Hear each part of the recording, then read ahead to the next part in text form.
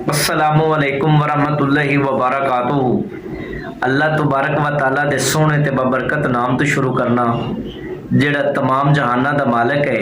ते सजनाओ की हाल है थोड़ा।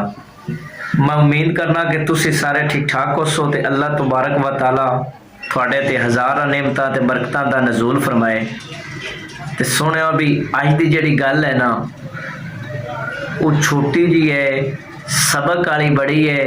गल सारी सुननी है तो गल सुनने तो पहले मेरे चैनल को सबसक्राइब भी कर लेना है, लाइक भी करना है, तो बैल आइकन को लाजमी दबा लेना है।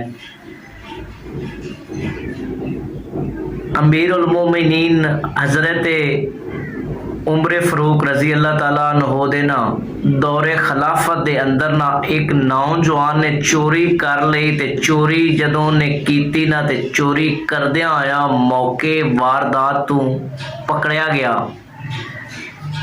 ते जदों वो नौजवान पकड़िया गया ना ते उनका जिहड़ा मुकदमा है वो आप हजूर दे पेश किया गया। ते शहादतां ते गवाह जिहड़े ने वो लग गए, मुकम्मल हो गए। उस नौजवान ते ना चोरी जिहड़ी है वो साबित हो गई, चोरी का इल्जाम साबित हो गया, जुर्म साबित हो गया।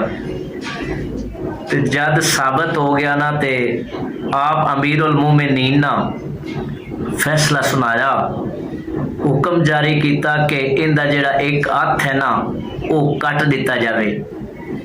ते जदों ये फैसला सुना दिता, हुक्म जारी कर दिता, ते उस नौजवान नू पता लगा ना ते वो बड़ा रुन्ना, उन्हें बड़ा शोर मचाया, बड़िया उन्हें माफियां मंगिया ते अर्ज की कि या अमीर उल मोमिनीन, मैं पहली चोरी की है ते पहली चोरी करदिया आया पकड़िया गया ते मैनू माफ़ी दी जाए, मेरा हाथ ना कट्टिया जाए, मैं तोबा करना ते ऐंदा चोरियां नहीं करदा।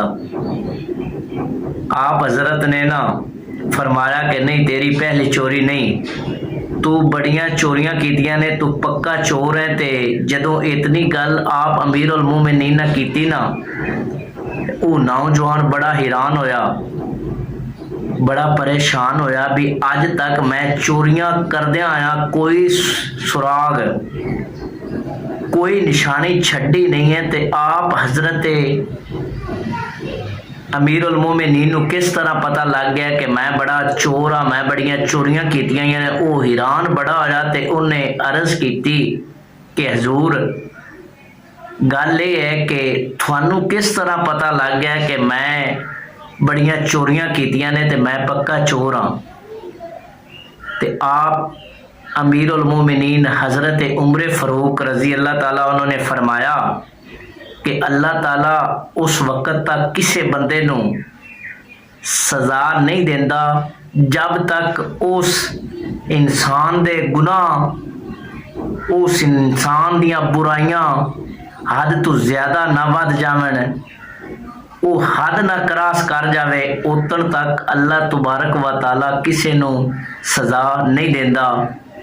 ते तेरा भी सज़ा देवन दा टाइम इस वास्ते होया कि तूने भी हद क्रॉस कर दी है, तू चोरियां बड़ियां कीतियां ने। ते जदों बंदा हद क्रॉस कर दिंदा है, गुनाह बड़े जुड़ जाते ने, ढेर सारे हो जाते ने, ते अल्लाह ताला उदन बंदे नू सज़ा दिंदा है।